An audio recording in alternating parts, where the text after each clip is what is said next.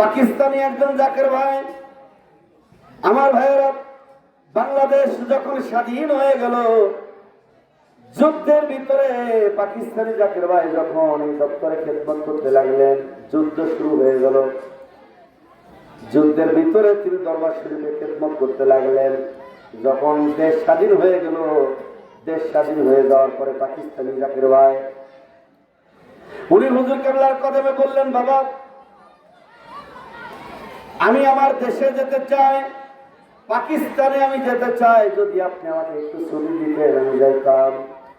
দলদরদি বান্ধব কিছুই বললেন না, শুধু শুনলেন চুপচাপ। হঠাৎ একদিন, কিছুদিন পরে হঠাৎ একদিন আমার দলদরদি বান্ধব পাকিস্তানি জাকির ভাইকে বললেন, বাবা আপনি না ছুটি চাইছিলেন, দেখেন কত দিনকে দিন পার হয়ে যায়, তারপরও পীর মুর্শিদের স্মরণে থাকে। পাকিস্তানি জাকির ভাই মনে করেছে আমি ছুটি চাইছি, আমি বলছি মনে হয় আমার পীর শুনতে পান নাই। কয়েকবার করে নালিশ দিচ্ছেন, কেবলা হুজুর কিছুই বলেন নাই। কিছুদিন পরে কেবলা হুজুর ডাকলেন, বাবা আপনি না ছুটি চাইছিলেন, দেশে যাবেন? জি বাবা। এবার ঢাকার এক জাকির ভাইকে বললেন, বাবা আপনার না গাড়ি আছে? জি। ওনাকে সাথে করে নিয়ে যান, উনি ঢাকায় যেথায় নামতে চায় সেখানে নামায় দিয়েন। এবার জাকির ভাইয়ের গাড়িতে ওই পাকিস্তানি জাকির ভাইকে ওঠানো হলো। পাকিস্তানি জাকির ভাই খুব রাগ, কোনো কথা নাই বার্তা নাই। ঢাকায় যাওয়ার পরে ঢাকার জাকির ভাই বললেন, আপনি কোথায় নামলেন? পাকিস্তানি জাকির ভাই চিন্তা করলেন, আমার তো অবস্থা খারাপ, এতদিন আমি দরবার শরীফে খেদমত করলাম, আমার পীর মুর্শিদ আমাকে গাড়ি ভাড়া দিলেন না, একটা টাকাও আমার কাছে নাই, আমার পাসপোর্ট নাই, আমার ভিসা নাই, টাকা পয়সা নাই, কিভাবে আমার পীর মুর্শিদ আমাকে ছেড়ে দিলেন? আমি তো পীরের সামনে কিছু বলতে সাহস পাই নাই, বেয়াদবি হবে বলে। উনি শুধু নিজের কাছে প্রশ্ন করেন, আমাকে কিভাবে পাঠিয়ে দিলেন? ঢাকার জাকির ভাই বললেন, কোথায় নামবেন? পাকিস্তানি জাকির ভাই বললেন, আমার অবস্থা তো খারাপ ভাইজান, বাইতুল মুকাররমের সামনে আমাকে নামায় দেন, কারণ বাইতুল মুকাররমে আজকে জুম্মার দিন, আমি এখানে জুম্মার নামাজ আদায় করে আমি এখানে পড়ে থাকবো, আল্লাহ যা করে, কারণ টাকা নাই, পয়সা নাই, খাবারের কিছু নাই, কি করতাম, দিশেহারা, মনটা ভালো না। উনি অজু করার জন্য গেলেন। অজু করার জন্য গেলেন, 10 বছরের একটা ছেলে তার বাবার সাথে এসেছে। অজু করতে গিয়া বারবার ওই ট্যাপে পানি নিয়ে খেলা করতেছে, বারবার পানি নিয়ে খেলা করতেছে। পাকিস্তানি জাকির ভাইয়ের গায়ে কয়েকবার পানি লাগছে। জাকির ভাই তাকে নিষেধ করেছে, বাবা তুমি এরকম করো না। কার কথা কে শুনে? পানি নিয়ে এমন ভাবে খেলা করছে, ওই পানিটা অনেক পানি ছুটে ওই পাকিস্তানি জাকির ভাই জামা পায়জামা ভিজে গেছে। পাকিস্তানি জাকির ভাই তাকায় দেখে ভিজে গেছে, আহারে আমার তো আর কোনো জামা পায়জামা নাই, একটা মাত্র কাপড় আমার পরনে, কি করতাম? এমনি তো মনটা খারাপ। সাথে সাথে ওই 10 বছরের ছেলেটার গালে জোরসে একটা থাপ্পড় লাগায় দিছে। মারহাবা। রাগে রাগে যখন থাপ্পড় লাগায় দিছে, গালে থাপ্পড় মেরে দেওয়া মাত্র ওই ছেলেটা বাবার কাছে গিয়ে নালিশ দিতেছে। এদিকে জাকির ভাই ভয় পেয়ে গেলেন, যেহেতু নালিশ দিতেছে, আর ওই ছেলেটার বাবা বারবার এদিকে তাকাইতেছে, আর জাকির ভাইয়ের মনটা দুর্বল হয়ে গেছে। আমি তো থাপ্পড় দিয়েছি, ডাকাইলা পোলার গালে, আমার তো অবস্থা খারাপ করে দিবে। উনি ভয়ে ভয়ে বাইতুল মুকাররমের ভিতরে ঢুকলেন, নামাজ আদায় করলেন। নামাজের পরে তাকায়া দেখে ওই ছেলেটার বাবা ওনার দিকে বারবার তাকাইতেছে। জাকির ভাই তো ভয়, কি করে না করে। এবার ওই ছেলেটার বাবা বলতেছে, হুজুর আপনি আমার বাসায় চলেন। জাকির ভাই তো বুঝতেই পারে নাই, ভাবতেও পারে নাই বাসায় যাওয়ার দাওয়াত হবে। তারপরও জাকের ভাই হৃদয় মাঝে একটা ভয়, বাসায় নিয়ে আবার বেঁধে রেখে পুলিশে দিয়ে দেয় কিনা, পিটাই কিনা ভয় ভিতরে। এবার বাসায় নিয়ে যাওয়ার কিছু সময় পরে ওনার সামনে নাস্তাগুলি রেডি করা হলো, খাবার রেডি করা হলো। ভিতরে ভয় থাকলে কি খাবার খেতে মন চায় নাকি? খাবার খেতে মনে চায় না। ওনার ভিতরে এত ভয়, এত সুন্দর ঘরে আমাকে রাখছে, এত সুন্দর সুন্দর খাবার আমার সামনে দিছে, আমি তো কিছুই বুঝতেছি না। উনি ভয়ে ভয়ে কিছু খাবার উনি খাইলেন। এবার বলতেছে, হুজুর আপনি একটু রেস্ট করেন, বিশ্রাম করেন, কিছু সময় পরে আপনার সাথে আমরা একটু দেখা করবো। জাকের ভাইয়ের কি আর রেস্টের কথা মনে আছে? জাকের ভাই রুমের ভিতরে ঘুম আসে না, এমনি বসে রয়েছেন। এবার তাকায় দেখে একজন পর্দানিসীন মহিলা চোখের পানি ছেড়ে দিয়ে কান্না করতেছে আর হাত জোর করে করে বলতেছে, হুজুর আমার এই ছেলেটা 10টা বছর বয়স হয়েছে। আহারে, ছেলের বাবাও কান্দে, ছেলের মাও কান্না করে। ছেলের মা বলতেছে, হুজুর যেহেতু পাকিস্তানি জাকের ভাই, পাকিস্তানি ওই পোশাক, ওই যে কুর্তা না কি বলে, ওই পোশাকটা ওনার পরনে, পোশাকটা দাড়ি ছিল মুখে, যার কারণে হুজুর টাইপের লাগে, মাওলানা টাইপের লাগে। হুজুর আমার এই ছেলেটা জন্ম থেকে বুবা, আমার এই ছেলেটা কোনো কথা বলতে পারে না, পানি নিয়ে ডিস্টার্ব করেছে, বারবার করে ডিস্টার্ব করার এক পর্যায়ে আপনার শরীরের পোশাক যখন ভিজে গেছে, আপনি জোরসে থাপ্পড় দিয়েছেন। আপনার জোরসে একটা থাপ্পড়ে আমার 10 বছরের ছেলের আল্লাহর অশেষ রহমতে আপনার ওসিলায় আমার 10 বছরের ছেলের জবান খুলে গেছে।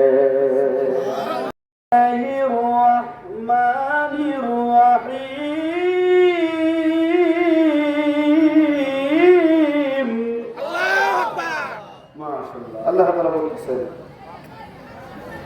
وعباد الرحمن الذين يمشون على الأرض هونا। আল্লাহ তাআলা বলতেছেন, وعباد الرحمن الذين يمشون على الأرض هونا। আল্লাহ তাআলা বলেন, আমার রহমতের বান্দা তো তারা। আমরা বললাম, রব আপনি বলেন রহমতের বান্দা কারা? আমার রহমতের বান্দা তো তারা যারা জমিনে ফিতনা সৃষ্টি করে না, যারা জমিনে একজন আর একজনের সাথে ঝগড়া তর্কে লিপ্ত হয় না, যারা এই জমিনের ভিতরে কেউ কারোর সাথে দাঙ্গা হাঙ্গামায় লিপ্ত হয় না, মারামারি গোলমালে লিপ্ত হয় না, যারা এই জমিনে মাথা নিচু করে নম্র ভদ্র সভ্যভাবে চলাচল করে, এরাই হলো আমার রহমতের বান্দা। আমি দেখলাম জাকের ভাইদের ভিতরে আমার জাকের ভাইয়েরা সালাম দেন, আদবের সাথে সালাম দেন। আমার জাকের ভাইয়েরা মুসাফা করেন আদবের সাথে, আবার মুলাকাত করেন, আদবের সাথে মুলাকাত করেন। আমার করেন ভাইরা জাকের ভাইদের চলাচলে কথাবার্তায় সব জায়গা আদব। আমার জাকের ভাইয়েরা কোথাও কোনো জায়গায় উশৃঙ্খল নাই, কোথাও কোনো জায়গায় তারা সমাজে অশান্তি সৃষ্টি করে না। এই জন্য আমি দেখেছি রহমতের বান্দা তো তারাই যারা সমাজে ফিতনা সৃষ্টি করে না, নম্র ভদ্র সভ্য হয়ে চলাচল করে। আমার ভাইয়েরা নবীজিরা বাজান কোনো ঝগড়া নয়, তর্ক নাই, মাথা নিচু করে তার বাবার সামনে দাঁড়ায় রয়েছেন। নরম মানুষ, নবীজির বাবা বলে তো কথা, নরম মানুষ দাঁড়ায় রয়েছেন।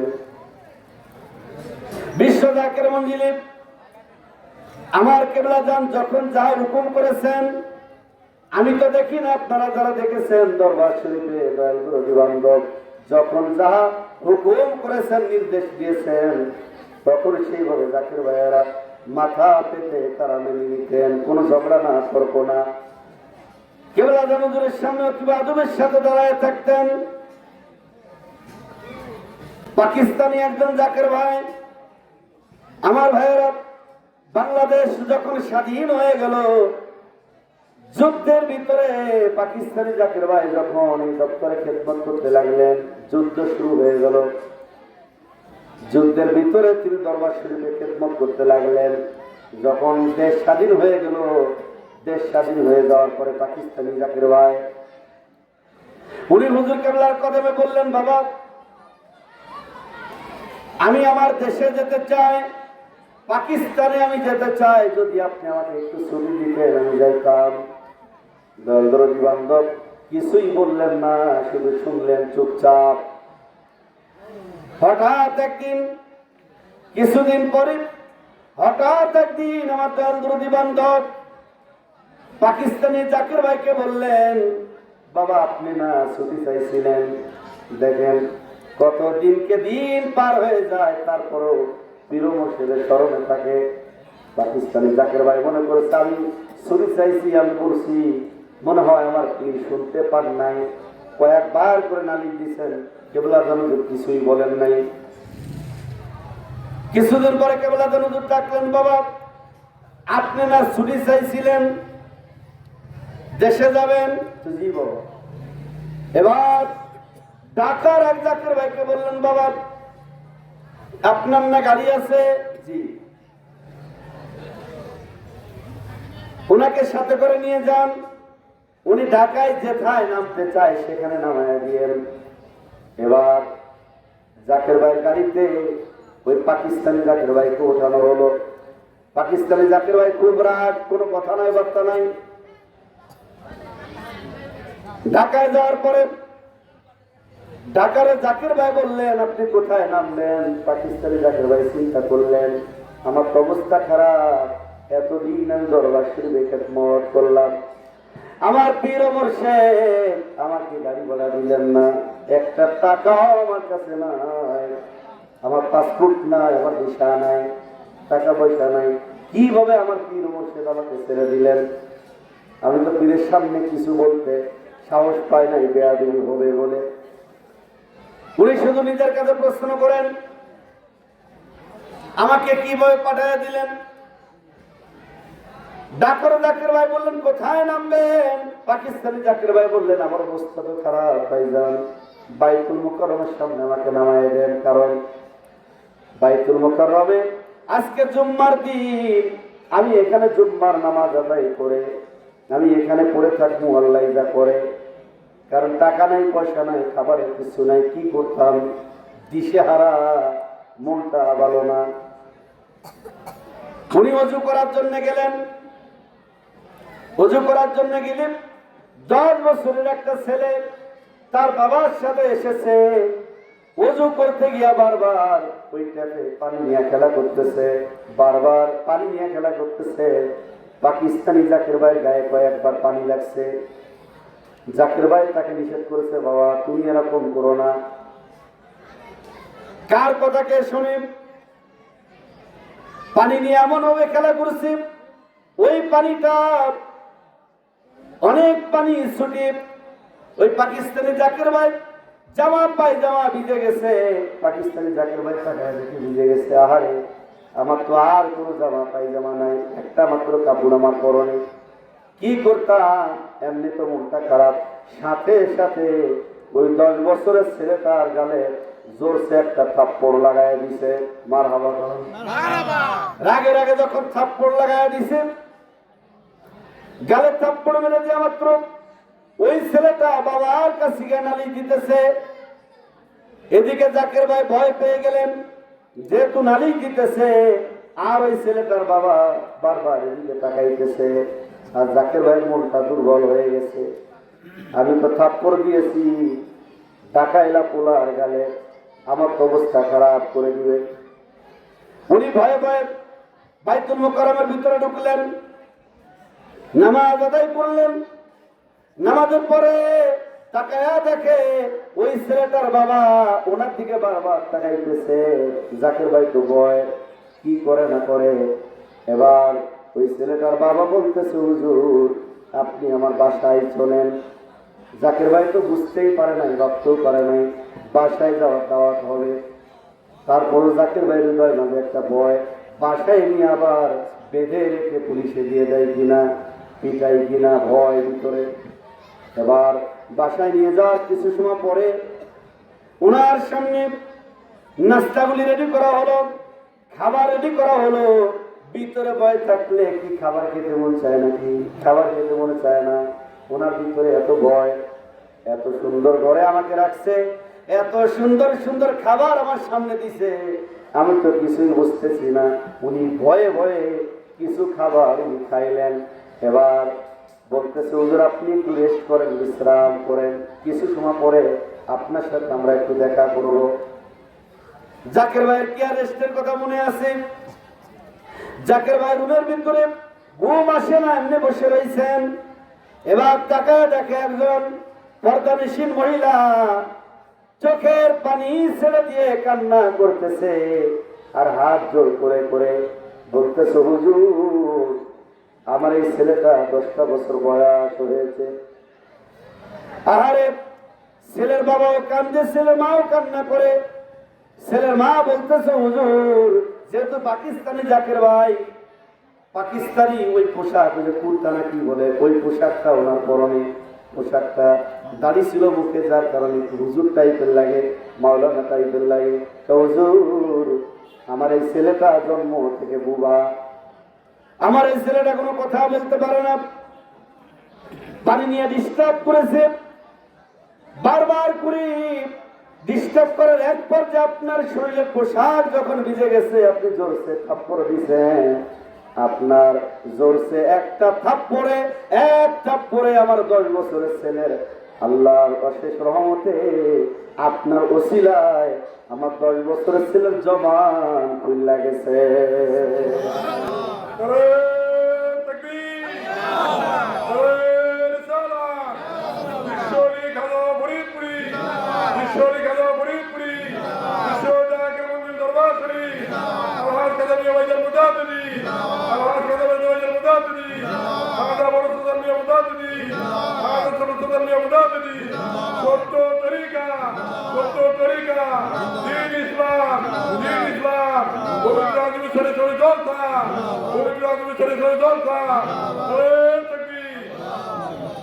চাইলে কেহ পীরের বস্তু নিতে নাই পারে, উপযুক্ত হইলে দয়াল ডাইকা আনবে গড়ে, তোমায় ডাইকা নিবে গড়ে। ওরে দূর করিয়া দিবে তোমার বগের যত জ্বালা, দূর করিয়া দিবে তোমার বগের যত জ্বালা। ওই কেউ বুঝিতে পারে না রে ওলি আল্লাহর খেলা, ও ভাই কামিল পীরের খেলা।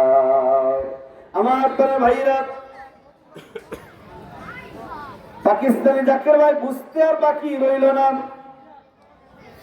উনি অবাক হয়ে ওনাদেরকে জবাব দিলেন, আমার ওসিলায় নয়, আমি বিশ্ব জাকের মন্দিরের ৮৮ পাক দরবার শরীফে আমার পীর মুর্শিদের কদমে যাতায়াত করি।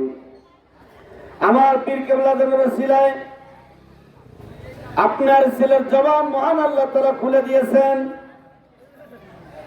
ছেলেটার মা এবং বাবা ওনাকে বললেন, বাবা আপনার দেশের বাড়ি কই, কোথায় যাবেন, কি করবেন? জাকের ভাই সব কিছু বলার পরে ছেলেটার বাবা বলতেছে, আপনারও আপনার পীর মুর্শিদের ওসিলায় আমার ছেলেটার জবান আল্লাহ তাআলা খুলে দিয়েছেন। সুতরাং পাকিস্তানে যাওয়ার জন্য আপনার যে টাকা পয়সার প্রয়োজন, পাকিস্তানে যাওয়ার জন্য আপনার পাসপোর্ট ভিসার প্রয়োজন, যা কিছু আপনার লাগবে সব ব্যবস্থা আমি আমার থেকে করে দিব। যে কয়টা দিন আপনি পাকিস্তানে যেতে না পারেন, এই কয়টা দিন আপনি আমার বাসা আপনার পদধূলি দেওয়া যাবেন। জোরে জোরে কন্যা আল্লাহু আকবার। পাকিস্তানি জাকের ভাই উনি রাত্র ৩টার সময়, রহমতের সময় দরবার শরীফের দিকে রুজু হইলেন। কিবলাদান হুজুরের চরণ খানি জড়ায় ধরে তিনি কান্না করতেছে আর বলতেছে, বাবা আমি আপনার পরে রাগ করেছিলাম, অভিমান করেছিলাম, আপনি আমাকে একটা টাকাও দেন নাই, আপনি আমার কোনো ব্যবস্থা করে দেন নাই। বাবা এমন একটা ব্যবস্থা করেছেন, এক থাপ্পড় দিয়া যদি পাকিস্তানে যাওয়ার ব্যবস্থা হয়ে যায়, আর এক থাপ্পড় দিলা তো জান্নাতে যাওয়ার ব্যবস্থা হয়ে যায়। তো এক থাপ্পড়ে বাংলাদেশ থেকে পাকিস্তান সহজ মনে করেন? এক থাপ্পড়ে বাংলাদেশ থেকে পাকিস্তানে যাওয়ার ব্যবস্থা আমার কেবলাদান ওসিলা হয়ে গেল। আমার প্রাণের ভাইয়েরা, পরবর্তী সময়ে বললেন যে আপনি যখন বাংলাদেশে আসবেন, আপনার ওই পীরের কদমে যখন যাবেন আমাদেরকে বলবেন, আমরাও যাব। যখন পাকিস্তানি জাকির ভাই আবার পুনরায় বাংলাদেশে আসলেন, তখন ওই ঢাকায় ওই বাড়িতে নামলেন। নামার পরে ওনারাও বললেন যে আমরা যাব। গাড়িতে করে আসলেন, কেবলাদান হুজুরের কদমে কিছু বলার পূর্বেই কেবলাদান হুজুর বললেন, বাবা এক থাপ্পড়ে আপনি পাকিস্তানে চলে গেছেন। তখন ওনারা সবাই মিলা দিলা কান্না করছে, আমরা কেউ বললাম না, কেউ আসলাম না। অথচ পীর কেবলাদান তিনি কিভাবে বুঝলেন? কিছু বলার আগেই পীর কেবলাদান বললেন যে বাবা, কোন পীর চাই না কোন মুরিদ বিপদে পড়ে যায়, কোন পীর চাই না কোন মুরিদ তারা দুনিয়াবি কোন সমস্যায় পড়ে যাক। যদি নাকি সে মুরিদের মতো যদি পাকিস্তানি জাকির ভাই কোনো কথা বলতো, যদি নাকি কোনো বেয়াদবিমূলক আচরণ করত, তাহলে কি এই রহমত বরকত কি সে পাইতো? পাইতো না। এই জন্য পীর মুর্শিদের কদমে অপেক্ষা করতে হবে, পীর মুর্শিদের কদমে খেদমত করতে হবে, গোলামি করতে হবে। এই যে আমাদের জাকির হোসেন জাহাঙ্গীর ভাই, উনি কিন্তু আমাদের এখানে দায়িত্বশীল, এই জেলার তিনি দায়িত্বশীল যুবকর্মী গ্রুপের সহকারী ছিলেন নাকি? হ্যাঁ, সহকারী ছিলেন। আমার ভাইরা, আমি দেখেছি উনি প্রতিটা মাহফিলে, এই রাজবাড়ী জেলায় যত মাহফিলে আমার মনে হয় বিভিন্ন বিষয়ের উপরে ওনার ওয়াজ মুখস্থ হয়ে গেছে। এতটা মাহফিলে উনি যান, যেখানে যে মাহফিল গুলো হবে। আশা করি আমাদের নেতৃবৃন্দ যারা আছেন, আপনারা বিভিন্ন মাহফিলে যাবেন, আপনারা হাজিরা দিবেন।